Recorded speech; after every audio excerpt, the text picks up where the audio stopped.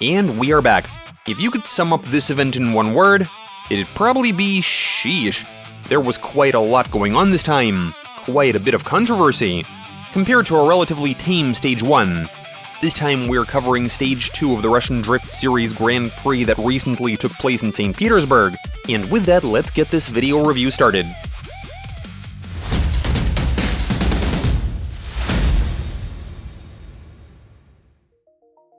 "29 drivers entered this event, including a few wildcard entries from the Open Series. Actually, 33 drivers took part in this one, albeit 4 of them weren't part of the main competition. With them being so young, they were added to the roster as part of a training exercise. But as the season has shown, these little ones are capable of defeating some of their way more seasoned colleagues. You'll see for yourselves in due time.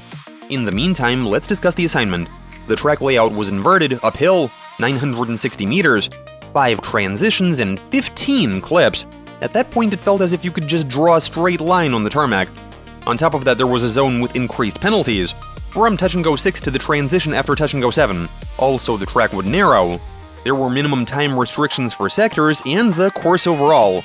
The equipment at the racetrack provided the judges with what they needed to separate excellent pilots from the very best. The full version of this massive assignment is on your screens. And now let's see how the whole thing went.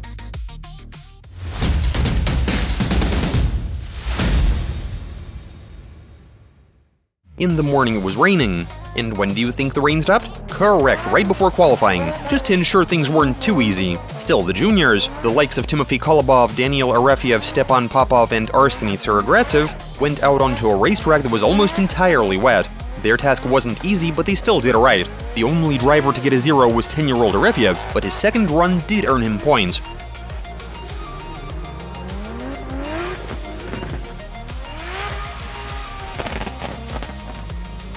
But one shocking, albeit slightly foreseeable development was Tsarogratsev Jr.'s score of 98.5. That right there is a 12-year-old drifting.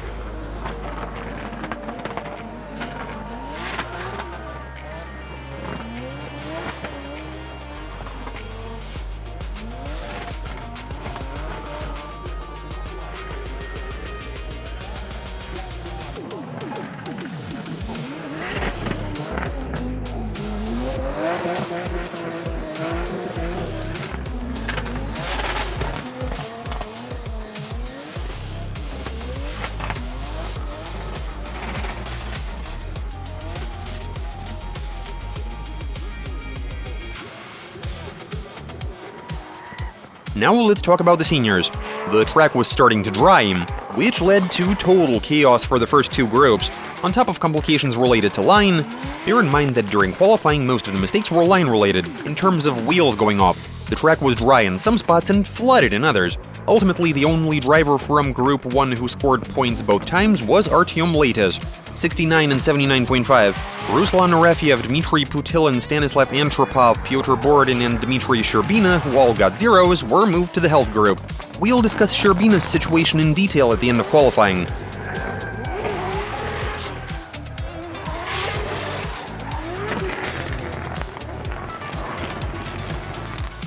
Group 2, here things got better slightly. Artur Zelyony and Andrei Ostapov refused to go out even for their first runs. Grigory Gusiev scored 54.5, but was unsatisfied, also choosing to move to the end of the session. As for the drivers who went out for both runs, these being Sergei Kuznetsov, Danilo Vorobyov, and Damir Idiatulin, they actually did pretty well, with Damir doing particularly well, first matching Arseny Tsaragratsev's score of 98 points, and then surpassing it, scoring a 98.5.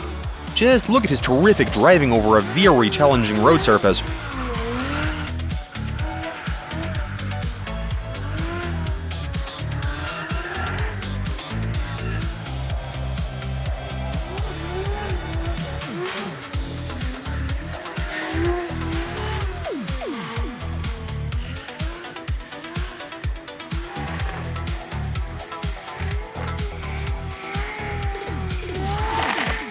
Group 3, Anton Dmitryenko, Ilya Fyodorov, Anton Kozlov, Anton Kliemko, Ilya Popov, Tommy Kiley.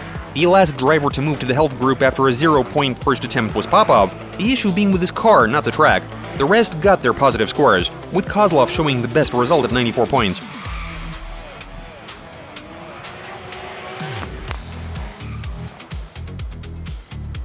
Group 4, consisting of Vladislav Yerofeev, Georgy Chivchyan, Vladislav Popov, Yevgeny Losiev, Denis Miguel, and Ivan Pelman. Not a single zero, but surprisingly poor results for Yerofeev, 65 and 69, and Losiev, 78 and 82.5. The reason was mentioned earlier, driving was too swoopy, too many times going off course, with Yerofeev crossing the white line 7 times during his worst run. Chivchyan was best in group with a 98, though he wasn't able to surpass Idiatulin. And the last of the regular groups, with Mikhail Davidens, Arkady Tsarogradsev, Alexander Leonov, Roman Tividor, Timofey Dobrovolsky. Once again, no zeros. Best in group was Tsarogradsev with his 94.5-point run.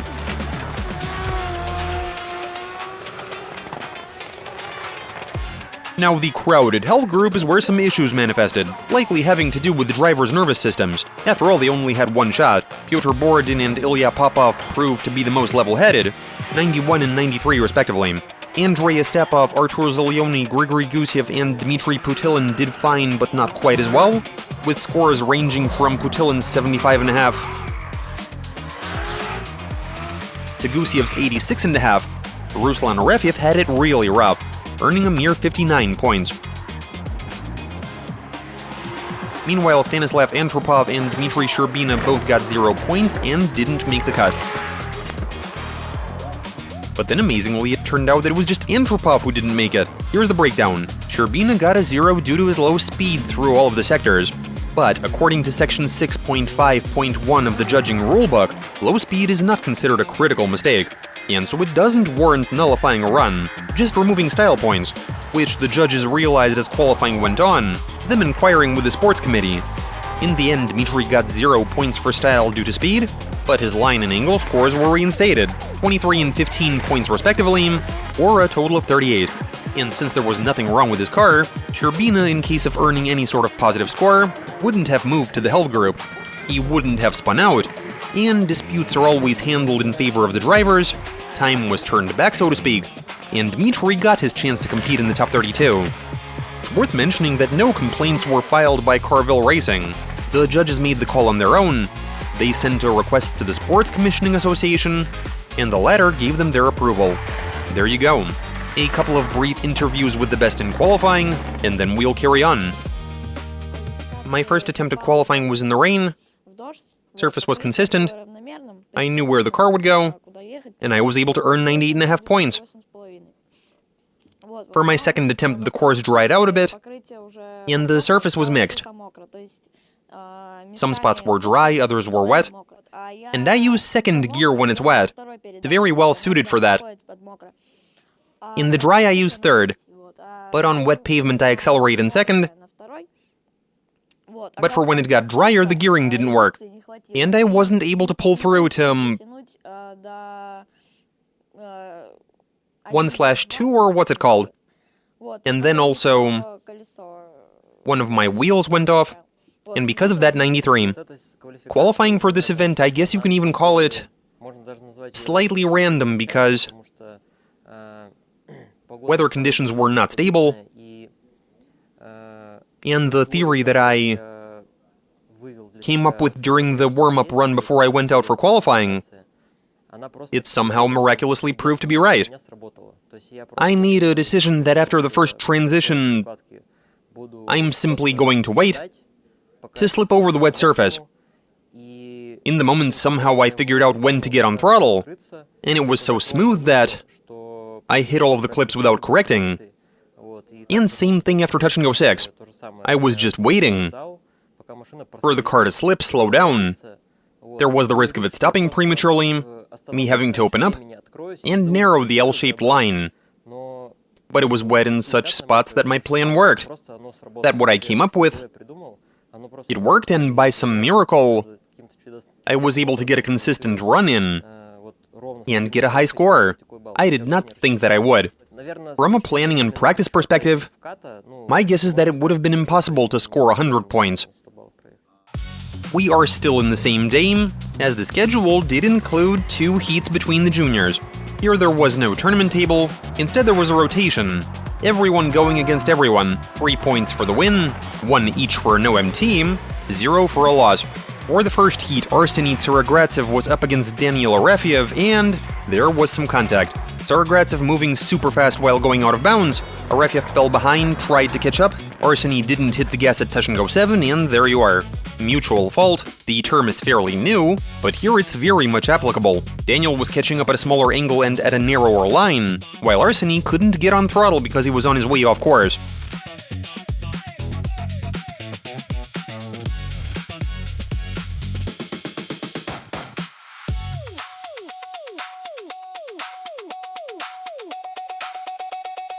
Tsaragratsev's Alteza was too severely damaged, and he couldn't continue. Arefiev was able to complete a byrun, but in the end, both drivers lost, getting a 0 each. Keep this situation in mind for later.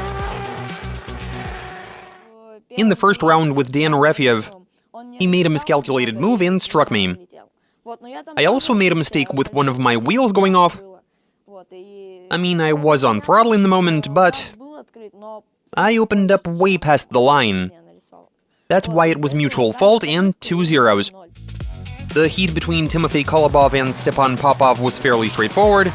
Both missed a bunch of clips while leading, and followed at a moderate distance. And based on points after a split decision with one judge ruling for an OM team, Kolobov was declared the winner. He earned his 3 points.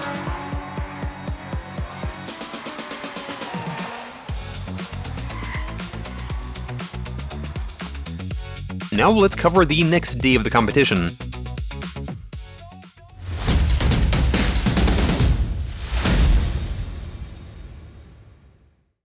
It started with Kuznetsov versus Yerofeev being postponed upon Yerofeev's request, as well as Tivadar versus Estepov as requested by Estepov, with all of them forfeiting their timeouts. The top 4 based on qualifying, Idiatulin, Kozlov, Chivchian, and Tsaragratsev went out for byruns, all going full tilt. Thanks for that. For the tandem battles, the first to go out were Vladislav Popov and Dmitry Putilin.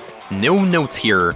Neither driver was perfect in the chase, but Popov was more consistent, and he was more precise in the lead, which earned him the win. The next heat ended quickly, with Ilya Fyodorov breaking a prop shaft once again during round 1. Timofey Dobrovolsky goes for his byrun and gets his spot in the top 16.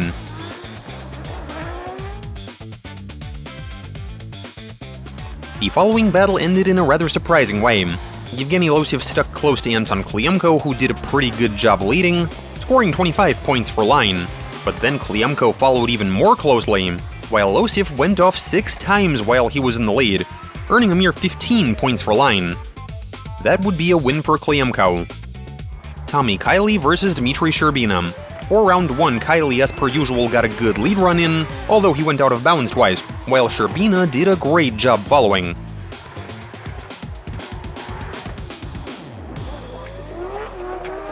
Round 2 didn't go quite as well. Dmitry was going out of bounds quite a lot, Tommy was closer and more consistent. This would have been a win for Kiley if not for a tap in the final curve that ended the round. After some thought, the judges declared mutual fault, and consequently an OM team. Why so? In the spot where Sherbina should have reduced his angle, he instead increased it, was on his way off course, corrected and lost pace. You can clearly see it from this angle. From there it's an incline where the second car is going full clip, and these sorts of shenanigans seriously affect the pace. As for Kiley, he was pushing it, and got his position wrong. Tommy himself confirmed this.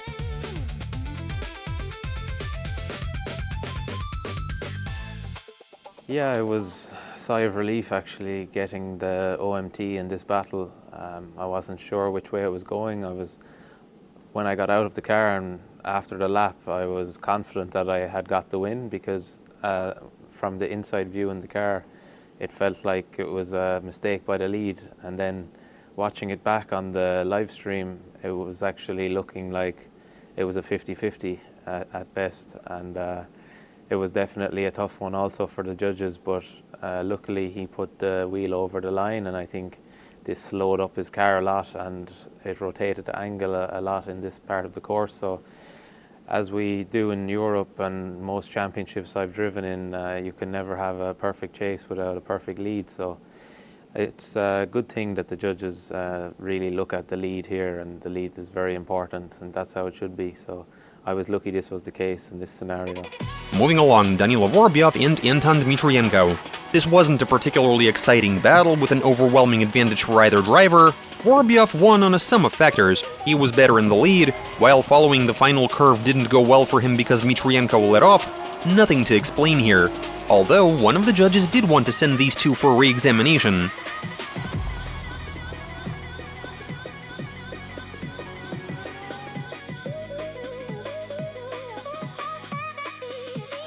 Denis Miguel and Artur Zeliony. Casually watching the broadcast, you might have thought this would be an OM team, or even a win for Denis, as neither did all that well in the chase. But if you look into it, and really carefully examine the scores for lead runs, bear in mind the leader is judged as if this were qualifying, then you begin to see this was a win for Artur. 23 points for line, 22 for angle, 24 for style, for a total of 69 points for Miguel, and for Zeliony the same 23 line points, but a good 32.5 for angle and 32 for style, or a total of 87.5. The line situation is obvious, but the dramatic difference in scores for other criteria is based on Denis earning 0 points for Sector 4, due to modest angle instead of medium, also smooth transitions that should have been abrupt. Style-wise, he was slowing down by too much. Before touch and go 2, 3/1, 7, and he was late to get on throttle.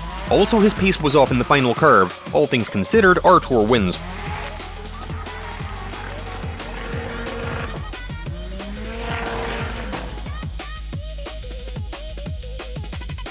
Newcomer Alexander Leonov was unable to defeat the way more experienced Ivan Pelman. He was worse in the lead, 65 versus 93 points, and in the chase.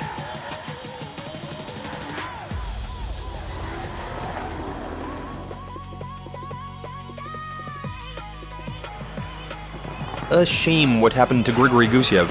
He was speeding towards certain victory against Mikhail Davidians, but during the final transition in the second round, his Supra straightened out. Sadly, that's a 0. Davidians wins. Ruslan Arefyev seemingly just couldn't fully get used to his new car. It really felt as if the battle was mostly with his car and not his opponent Ilya Popov. While chasing, he apparently got lost in the smoke, with all 4 wheels going off, and he fell short while in the lead as well.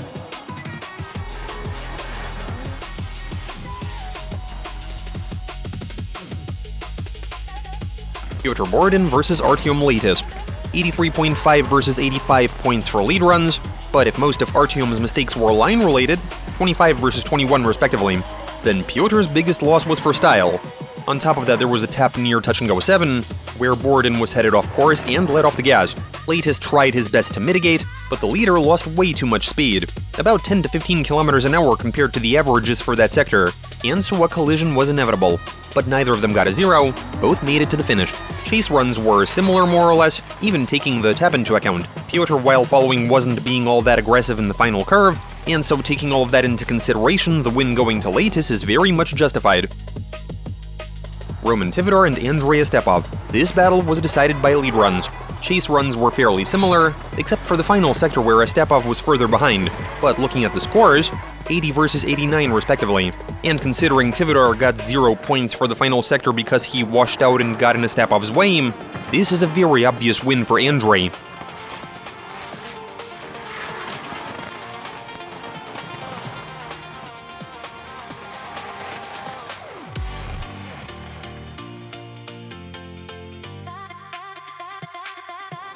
The following heat was also pretty clear-cut.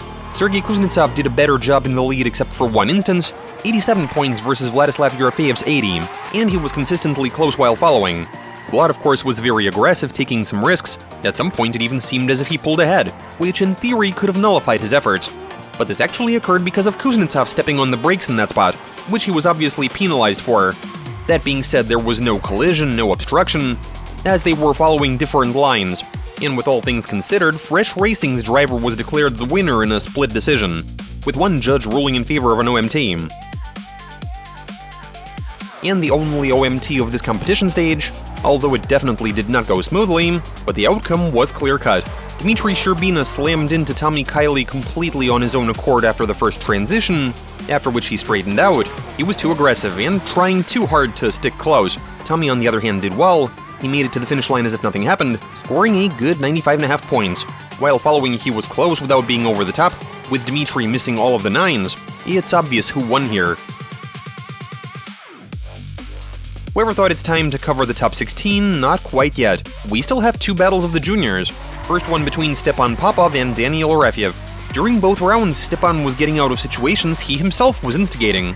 First, while in the lead, he grazed the wall, with a tire unseating in the process, but he managed to not straighten out, and successfully make it to the finish line, even earning 59 points. Meanwhile, Daniel's BMW straightened out in the final curve. Then, while following, Popov first went off in the other direction at the Manji, but managed to keep the car under control and make it to the end. Arefyev, meanwhile, got a decent 64-point lead run in, though there was some trouble in the final bend.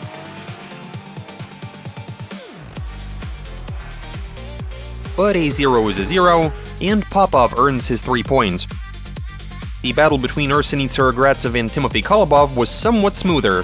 Tsarogradzev did a better job leading, 89.5 versus 81 points, and was closer following.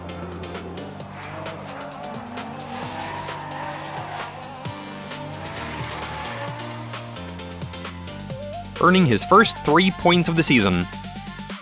Now let's cover the top 16.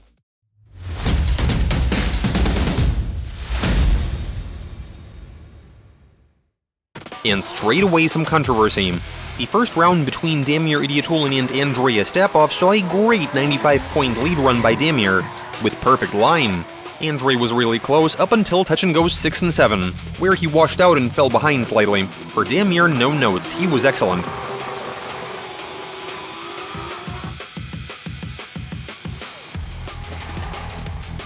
But in round 2, Damir fell behind Andrei during the initiation, having to then catch up. While Astapov was very late to transition, the smoke clears, Damir sees him and spins out. Collision averted, Andrei makes it to the finish line.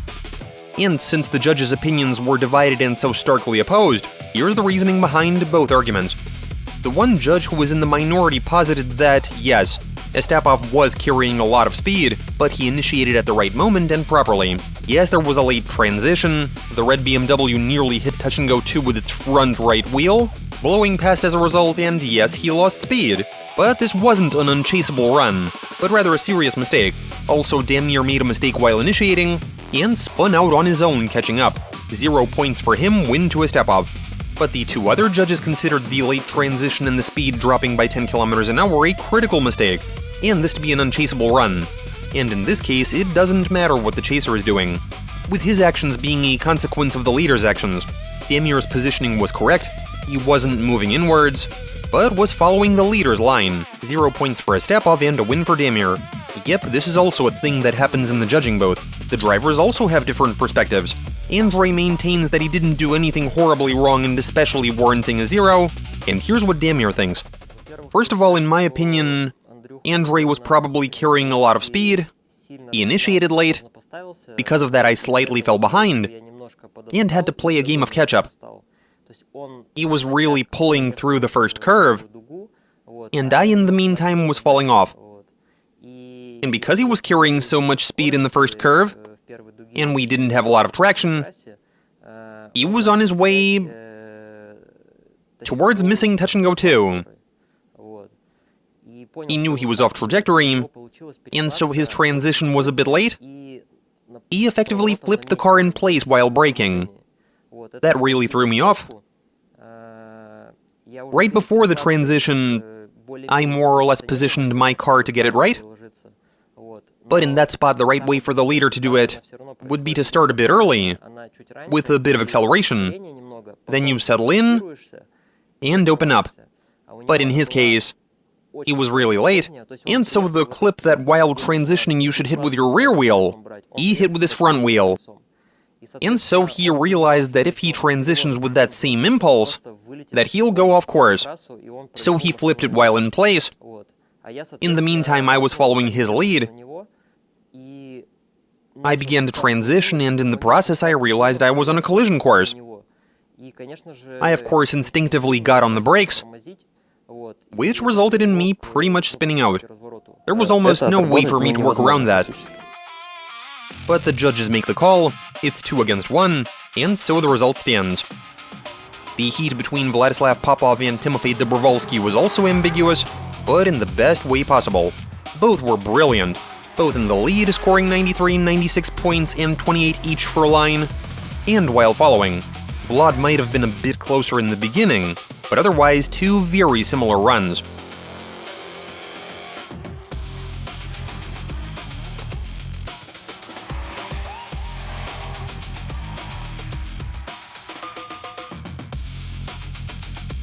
No determining who won, meaning this goes to an OM team. The battle of Antons, Kozlov, and Kliemko was easier to raid. Kozlov got a good lead run in, earning 30 points for line and 90 overall, and that's despite the fact that Kliemko was super close and aggressive, even nudging his opponent a few times.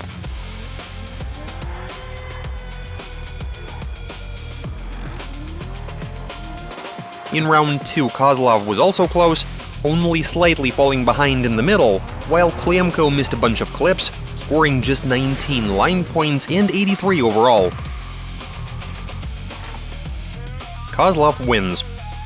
From there, things went smoother in general. Tommy Kiley was undoubtedly better than Danilo Vorobyov in the lead, 97.5 and all the line points against 74, a missed 9/2 and 1 wheel off, though both did well in the chase. The outcome here is obvious.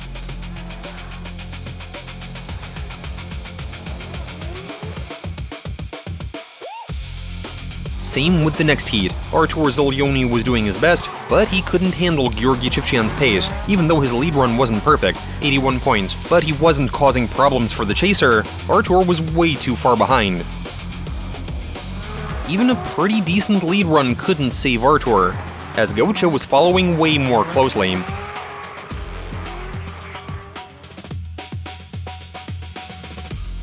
The performances of Sergei Kuznetsov and Ivan Pelman seemed to be fairly similar, and it looked like they were headed for an OM team. Kuznetsov earned 86 points for his lead run, Pelman 90. However, most of Sergei's loss was for line, 23 points.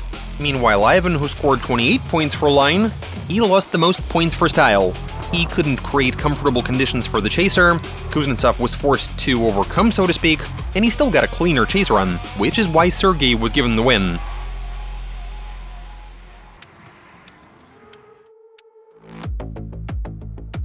Okay, now what's probably the most discussed heat of this event, between Arkady Tsarogratsev and Mikhail Davidians, which effectively ended in the first transition, just like with Idiatulin and Estepov.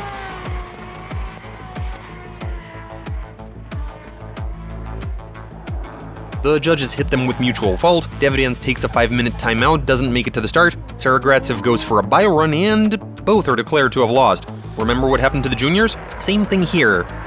Let's work through this. First, we'll discuss fault. Why is Tsarogratsev at fault? Because he transitioned late, and like Estepov, he pulled the handbrake multiple times, and he got on throttle late. The on throttle line is the last point where you should already be on throttle, as opposed to getting off the brakes and going for the gas. That's why he's at fault. But what about Davidians? He transitioned early, his positioning was off, he had to catch up, left himself no room for a mistake, and made that mistake going in too deep. There's the mutual fault. If either driver had conducted himself a bit differently for the better or worse, there wouldn't have been any mutual fault. Hopefully that explains it. Only thing left to add is that typically in these situations, either driver considers their opponent to be more at fault. Now let's address Byron's and the final ruling. And a reminder to the viewers that the mutual fault clause is a fairly new development, which was brought in after lots of complaining in the comments when fault couldn't be unequivocally assigned to either of the drivers. Obviously, this was discussed with the drivers themselves, and at some point it was introduced to the rules.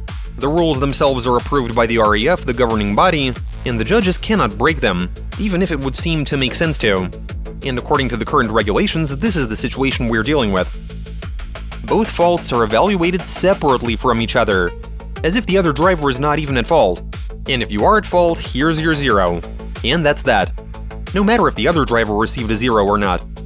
Why aren't you allowed to make the obvious ruling for an OM team? Because it might so happen that one of the drivers is unable to fix their car not just in 5 minutes, but even if the heat is moved to the end. For example, they're missing a part, or the damage is so severe it'd take days to fix. And then what? The driver who's at fault for the collision? If we evaluate the faults separately, he wins or what?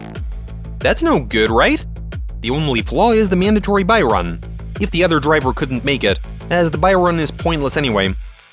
The way the rules are currently formulated is suboptimal, Further discussions will be held with the drivers, but in this case, the judges were obligated to make the ruling that they did. Repairs, drivers go to start, a bye run that changes nothing, and 2 losers. Now you might say, wait a minute, why is it that in an almost identical situation in the same exact spot, the judges unanimously assigned mutual fault, while for Astapov and Idiotulin there was no OMT and a split decision for fault? Well, that's up for the individual judges to decide. In the case of Damir and Andrei, opinions were split in the sense that the judges didn't consider the driver they voted for to be at fault. And there's nothing extraordinary in that. In the case of Arkady and Mikhail, all 3 judges saw mutual fault. Those are their individual decisions. That's why there are 3 of them, each with their own head on their shoulders. And so there you go. Let's carry on. Ilya Popov and Artyom Leitis. Sadly, they couldn't see the first round throw, as the fuel system on Popov's car was acting up. He wasn't even able to initiate. Round 2 was on, Vlad was able to get the car moving, but at this point it didn't matter. Leitis wins.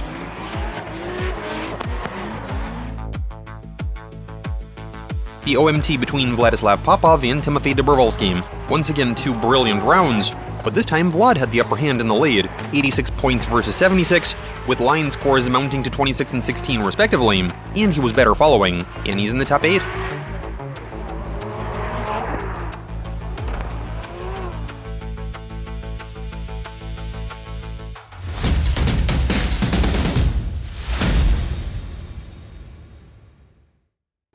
Which he kicked off together with Damir Idiotulin. Again, we saw excellent performances both in the lead, 97 for Damir and 94 for Vlad, given perfect lines for both of them, and in the chase.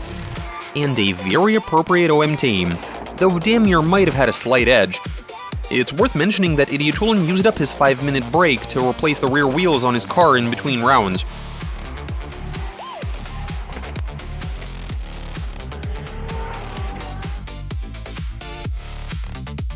Anton Kozlov and Tommy Kiley. Anton opting to start this heat in the chase position, for the obvious purpose of preserving his tires, which tend to wear out quicker in the lead, but this didn't help him. Given Tommy's good lead run, 93.5 points overall and 28 for line, the chase was fine, but not on the edge. Not ideal when you're up against Tommy.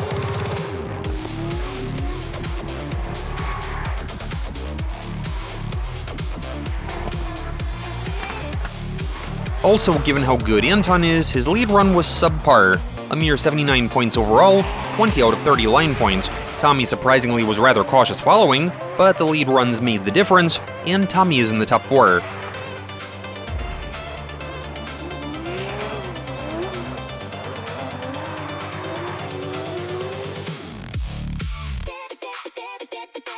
A similar situation between Sergei Kuznetsov and Georgy Chivchyan. Gyotcha earned 96.5 points for his lead run, and all of the line points, while Sergei scored just 76, 20 of those being for line. Both did well following, with Kuznetsov falling behind near the end.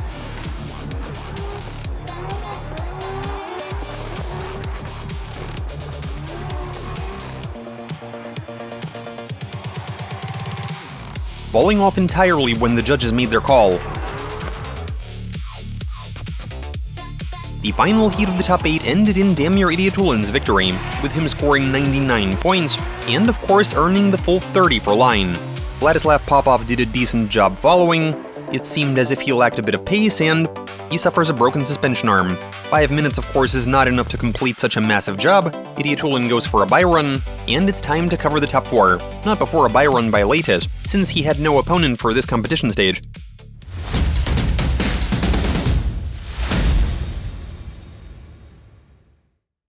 The first semi-final race was between teammates Damir Idiotulin and Tommy Kiley. We've seen this during the last event, and this time it ended the exact same way. Damir chose to follow, and he slipped at the 7, washing out all the way to 121 degrees while slightly falling behind, even though he did catch up near the end. Tommy did a great job, earning 96 points, with 2 removed for line. Damir in the second round retaliated with another 99-point lead run, and all the line points collected, but Kiley held his own, sticking super close to the leader, and beating him.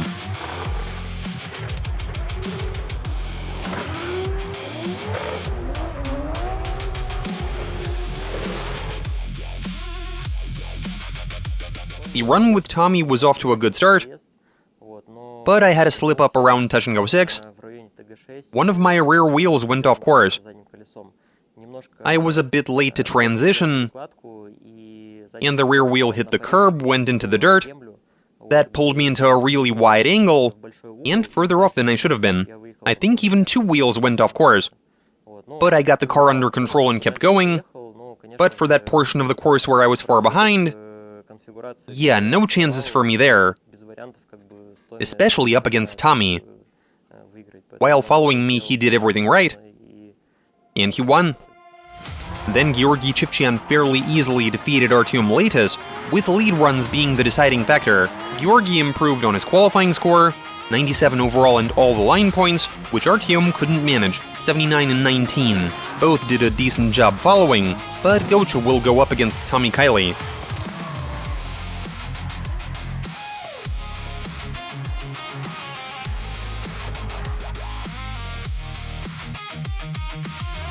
But before that, we need to work out who was the best among the juniors. Second place goes to Timofey Kolobov, who did fine in both roles.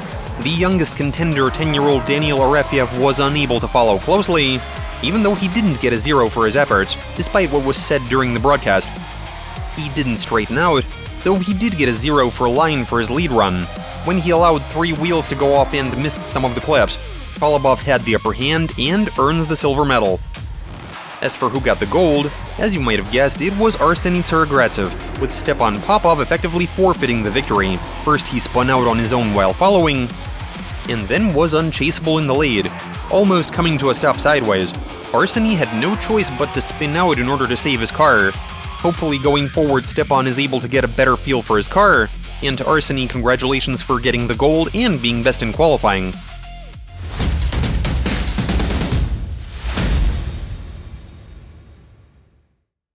Damir Idiatulin once again gets a 99-point lead run in, while Artyom Leitis falls short, 67 overall and 16 for line. Given such a difference, there's no use even discussing the chase runs. Third place goes to Idiatulin.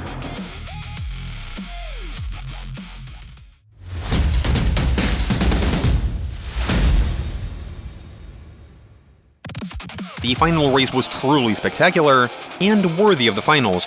Georgy Chivchyan earned 92 points overall, out of which 25 were for line. He lost points for 1 wheel off in a valuable area. Meanwhile, Tommy Kiley was true to form, albeit he wasn't super tight following.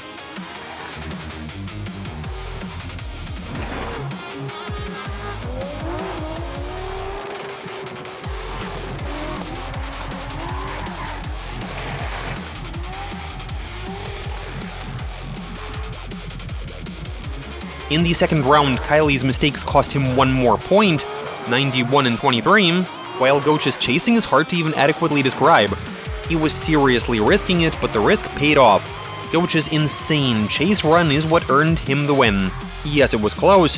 One of the judges even wanted to send this to an OM team, but Gocha was a tad better in the lead, and his performance in the chase was phenomenal, which the judges took notice of. He earned this victory.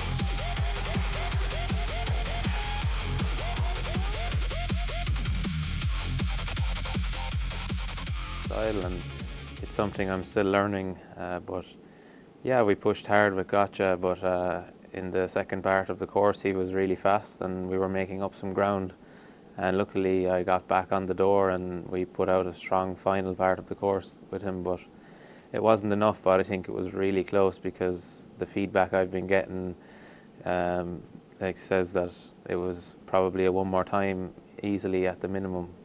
But yeah, it is what it is now, and we're happy with the result either way. But yeah, I was half expecting a 1 more time after the run together. But yeah, watching it back, I could have been a lot closer in the chase. This was my main disadvantage, I think. For today's last run, I went all out. I had an opponent I could trust. I knew that here in particular I had to give it my all, stick as close as I could, and take some risks. In drifting, you're always slightly risking it. The better your opponent, the higher the stakes, the more you're risking it. Hoping to get lucky is when you're taking such high risks that you're really not even controlling the process. But I had everything under control while following my opponent. He's not super fast. He's not the fastest contender in our series. So I had plenty of opportunity to avoid situations when you're just risking it and lunging at your opponent. Of course, in the final run I was taking more risks than before, but I can't say I was counting on luck. During that run I wanted to showcase my full abilities. I knew that Tommy's drifting style is one that I'm familiar with, and so I put in the effort. I did the best I could, and my past experiences of going up against drivers from Ireland, today I managed to remember and utilize them. After a fairly simple and straightforward review of Stage 1, there was a bit of hope that the second event of the year would also go smoothly. Right. Honestly, while watching the broadcast, you could have really had some serious trouble keeping up with everything that was going on, even with access to some of the insider information. But after the race was over, after conferring with the judges, drivers, and the sports committee, the video editor was able to wrap his head around the whole thing, and make this video, even though it did take a little while. Congrats to the winners, better luck next time to the losers, especially whoever had technical issues. The next stage of Open will take place in Kazan on the 6th and 7th of June, and after that on the 12th to 14th, Grand Prix will come to Nizhny Novgorod. And don't forget that RDS Fest will happen on the 20th of June at the Moscow Raceway. You can get tickets on tickets.vdrifte.ru, watch the broadcasts on RDS TV, and by the way, they're testing a multicam mode on there. Aside from the main picture, you can switch to just the view from the drone or the tower, which might aid in understanding what's happening on the track. It's a nifty feature. And that's it for this review. Now a word from the finalists.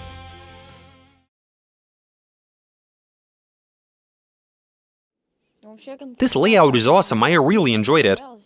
I thought it'd be way harder, but I got to the end and I thought, how was that so easy? I almost immediately got used to it. And I had some pretty strong competition. I didn't expect such strong opposition from kids. It's very different compared to Drift South Matsuri and Sochi Drift Challenge. Here you got some proper speed. There's way more medium. Yeah, this series is on a different level. First of all, I'm content with myself that pretty much all of my lead runs were good. I barely made any mistakes. If we remember qualifying, well, Gocha was on point. There were only a few guys, like maybe 3, whose line was on point. And I'm happy that in the lead I was able to consistently get clean runs in, which allowed me to win throughout the course of this event. Lead runs were very important. I realized that during the top 16, and it's a good thing I was doing well. It's what allowed me to secure 3rd place on the podium.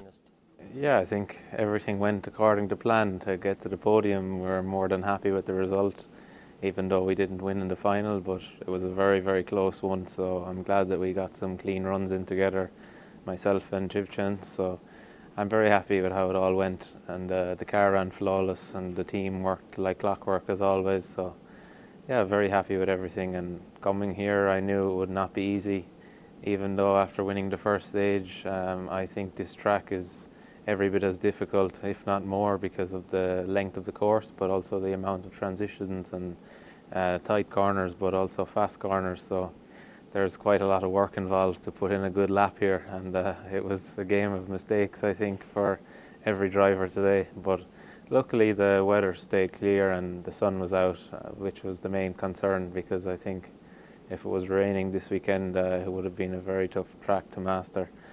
But it's no easier in the dry, actually. It's just we got a lot of dry practice, so I was hoping that the event would be dry, and yeah, that's how it fared out. So First thing that comes to mind is that my team has done a really good job. The mechanics, engineers, managers, they all put in a lot of effort during the off-season, during the race itself. And our cars are competitive, which is important. And during the race, when you understand that your car is able to keep up with the top drivers, that is a nice feeling. You enter the race in a completely different emotional state. You're feeling that you need to win and that your car is capable of it. It all depends on you. Now, I have been in situations, back when I had a 4-cylinder engine, when my car couldn't catch up, was down on power. It was a different ballgame. Now, at a certain point, my teammates, the other drivers from my team, They fell out of the running earlier than I would have hoped. One during the top 32 stage, another two during the top 16, and in that moment I realized that I need to pull myself together and give it everything I've got. As per usual, I was approached by our team manager, who said, "So, just like in the good old days? Go for it." And I heard that. I mean, obviously I'm amping myself up, but anyway, in those instances when your teammates progress, when they get past the top 16, top 8 and so on, you do feel a bit of weakness in those moments, because you're rooting for them and amping yourself up. But today I was only propping myself up. I knew that I had to score some points for the team. Today I was the only one who even could, and so I had to put in some effort. I did, and I guess everything worked out.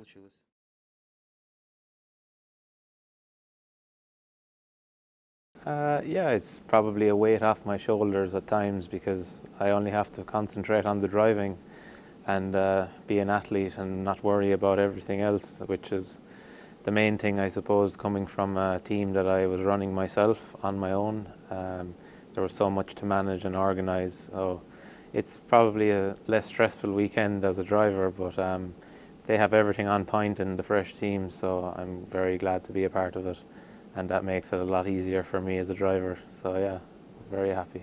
I think I'm still learning the rules and what the judges want, especially since I can't understand every word in the briefing, but yeah, there's definitely a different criteria here with a lot of the driving styles and everything, so I'm still trying to adapt the best I can, and I'm happy with the performance either way, and yeah, I'm just still learning the styles of the other drivers, so there's a lot to learn yet, but things are going to plan.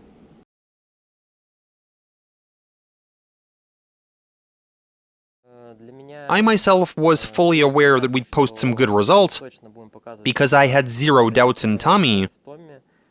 I was confident that Sergei Kuznetsov, after switching to a 4th-gen Supra, would be more consistent, which turned out to be the case. Dennis hasn't quite been able to get a rhythm going. He was so good at the end of last season, his driving was on point, but he has to invest some time into drifting in particular. On all fronts, he's had a lot going on in his business. He just needs to get a good practice session in, spend a bit more time thinking about drifting, and he will succeed, but in the meantime, yeah, he hasn't been doing well. As for me, I've been doing okay, more or less. I was close to the podium during stage 1. This time I was actually on the podium, so we still have pretty good chances. We will keep working towards getting the gold medal at the end of the season. Of course, the plan for the entire team is to keep winning. Make a collective effort to win. Accumulate points towards the driver and team trophies. And yeah, that's really all I have to say. I think recovery after this one, because I'm quite tired after the amount of laps done this weekend, and it's a short break for me at home, so by the time I get home and get settled in, I think just getting the body fully recovered again for the next one and learning a bit about the track and then going from there. Yeah, we only got a simulator last year, but it's worked out very good for us. Just learning how to approach the track and getting some muscle memory before each stage, so we'll give it some laps once I get home and see how we get on there. The plan is to have fun competing. I'll take part in every event I can.